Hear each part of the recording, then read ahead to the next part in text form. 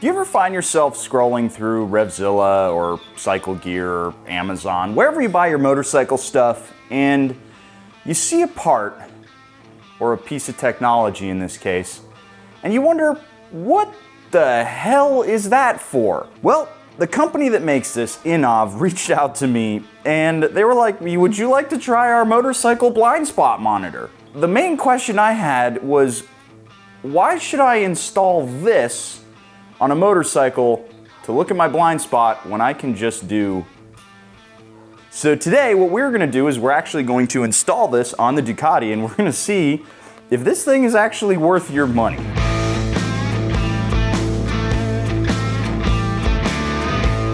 What's going on, everybody? Welcome back to the show, and that is correct. Today we are taking a look at the INNOVV Thirdeye blind spot monitor for your motorcycle. This is a universal blind spot monitor that can go on any bike and apparently tell you if there is a car in your blind spot, very much the same way as turning your head would. This piece of kit costs you $298. They have this version and they also have one that replaces your stock mirrors that has some wires running, which personally I think might actually be more useful. Now that actually brings me to a quick point of disclosure. INNOVV actually reached out to me and asked me whether or not I would like to test this thing. They sent it to me for free and there has been no exchange of cash. They have not paid for me. This is not a sponsored video. I was just morbidly curious and wanted to check this thing out because it sounds interesting.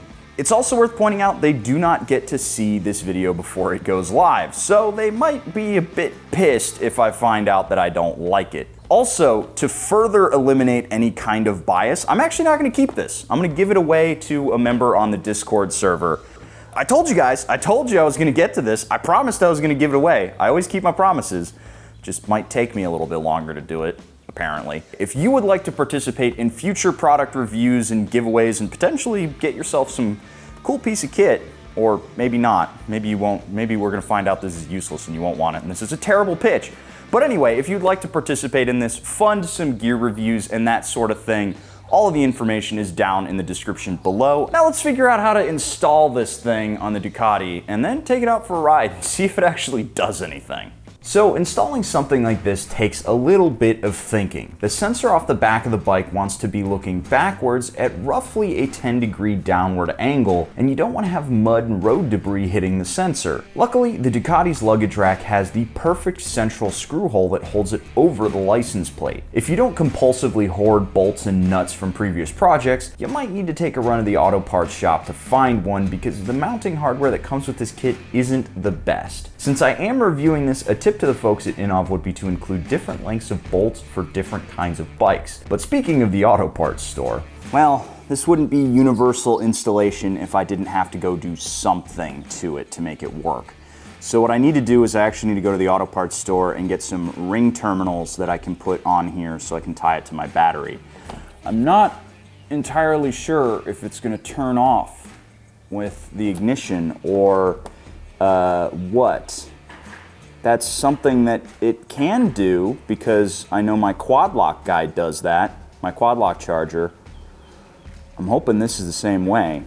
Only one way to find out, I guess. Gotta go get the ring terminals and then I can finish this install. Since I'm not permanently installing this on my bike, I'm gonna tie it directly to my battery for the test. But if you are installing this on your motorcycle, I would recommend you go ahead and tie it directly to your ignition. That way you don't have to install a janky switch because this thing doesn't turn off without one if it's connected to the battery. It takes a little longer, but you'll end up with a cleaner install, trust me. Instead, a pair of ring terminals, a length of wire, and a switch from AutoZone get the job done for me. My second major annoyance with this install is that the watch face doesn't come with a screw that seemed like it was meant to go in there. There was a screw with a proper thread pitch, but it was way too long. I happen to have some rubber washers floating around from another project I was working on that helped fill the gap. Just one more issue with universal mounting setups. Alrighty folks, well, it's installed, and if I turn it on,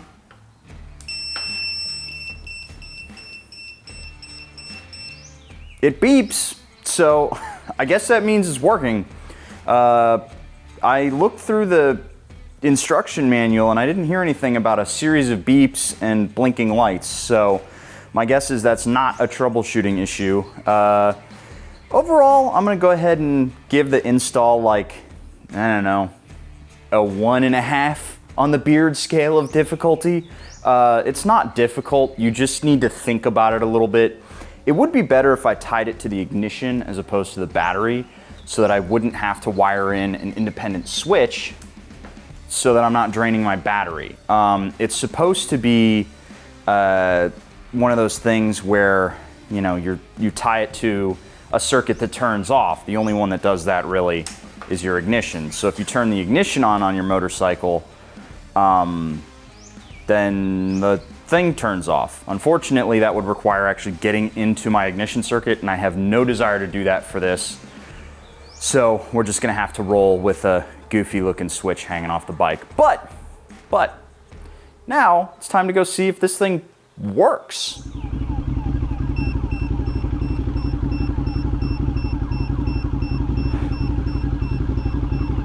And there you go, proof that it's working.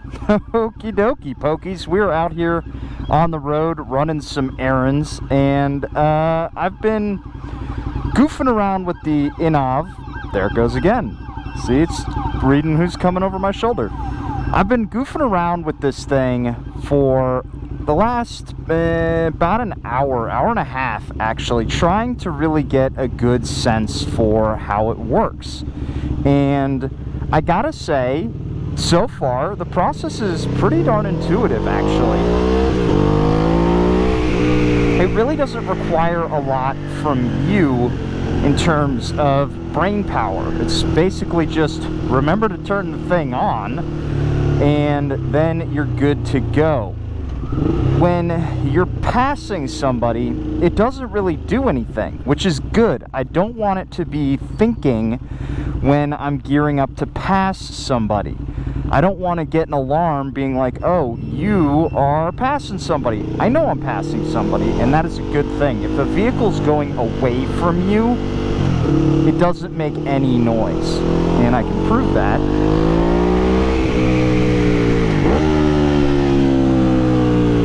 See, as I'm passing these cars here, it's not beeping at me, which is cool. I like that. Now, the next thing that hopefully we'll be able to show off here is if somebody's crawling up your butt, which should happen, both these lights will come on. Wait for it. Huh. It's not doing it. Maybe they're going too slow. Trying to figure out where the thresholds are on the alarms is a little interesting. If they're creeping up behind you, if somebody's creeping up behind you, like, you know, idle plus maybe a little bit, it doesn't go off. But if somebody's coming at you any faster than that, the backup or the rear collision indicator, both the lights will go on. Now, one thing that is fairly impressive about this alarm, and probably by design, is because it's a nice high-pitched, shrill alarm, you don't really have to worry about hearing it through your earplugs. I can hear it through earplugs even at highway speed, which is good. Now, as we're pulling onto the highway here, it's worth pointing out that it's supposed to have a lane change assist, and that's supposed to warn you when somebody's in the lane position that you want to go into. I have not seen or heard that particular feature go off. Mostly all I'm seeing is when somebody's they're gonna go past me through my blind spot. And honestly, if that's the main issue that I have with this, great. I personally don't care about lane change assist because I'm gonna head check. I'm gonna head check every lane change that I do. I wouldn't want it to just constantly be beeping at me, because if you're on the highway, there's constantly cars coming up. But I do like hearing when somebody is gonna pass me on the left or on the right, because this is Texas. And a lot of times, just like that, somebody will pass you in the wrong side because they feel the need for speed. I shouldn't have been passing that dude there, but I did anyway, because this is Texas and everybody's got a lead foot or a lead right wrist. Now, my next major concern with this is, okay, it's cool now, it's working, it's doing the thing, but I do wonder if that beeping, especially if you're just kind of cruising, doesn't become something that you just kind of tune out. You know, it becomes wind noise in your helmet and you just ignore the sound of it, because that would then defeat the purpose of having this alarm. Another thing that I notice is, instead of hearing the beeps and going to my mirrors to see where activity is, I hear beeps, I go to the dashboard to see, okay, left, then I look left, and then I see the car. Eventually that problem would go away. However, I do think that the watch version is inferior to the one that's mounted up on your mirrors. If you have the mirror mount ones, that's the way to go, because you hear the beeps and you immediately look to your mirrors, and then you're already looking at the motion that's happening in your blind spot or over your shoulder. If I were going to do this, they're the same price, I would get the mirror mounts. So I've been riding around with this for a little while, and it works, it's doing the thing, and you know what, I kind of am impressed by it. It's a decent little piece of kit. But let's get back in the garage and ask one question, and that is a $298 gizmo worth it when a head check is free? And so we arrive at the eternal question of worth. Is this thing worth 298 bucks? Not yet. Soon enough, this thing will be ubiquitous to the point where it's not going to cost you $298. It might be 200 bucks. It might be even cheaper to have this stuff put on your motorcycle. And honestly, soon enough, we're gonna start seeing these on stock bikes. Is it worth it to have it on your handlebars? No. I would put it on the mirrors. If the mirrored option for this was about 200 bucks, maybe you get it on sale for 150, and it didn't chirp at you when there was somebody in your blind spot, then yeah, I'd be fine with that, because then at that point, it's functionally the same as what's in my Mazda. My Mazda setup is always looking, and it will light up when somebody's there, and then when you turn your indicators on to change lanes, it'll beep if somebody's in there. That's the way a blind spot monitor should work. Instead, what this does is it just constantly beeps at you, and you're gonna get to the point where you just tune it out. You're not gonna hear it anymore. Last thing I wanna point out here is whether or not this kind of device becomes ubiquitous, it is never, ever going to replace a head check on your motorcycle, and it's never going to replace keeping an eye on your mirrors. You have to have these things on your motorcycle so that you know what's going on around you. You should be using them. You should be looking all the time in your mirrors. You should be periodically doing head checks just to make sure you know what's going on around you. This thing shouldn't be doing it for you. It should be, like the name implies, a third eye. You need to be the one doing most of the looking. If this thing helps you out by identifying somebody who's getting ready to zip past you, okay, cool.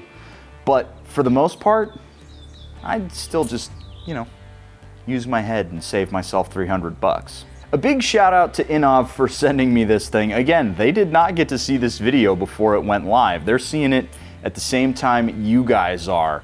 And you know what? I applaud them for making this. This is a cool piece of tech, even if I'm not gonna recommend it to you. I'd like to see what else is out there in terms of motorcycle technology.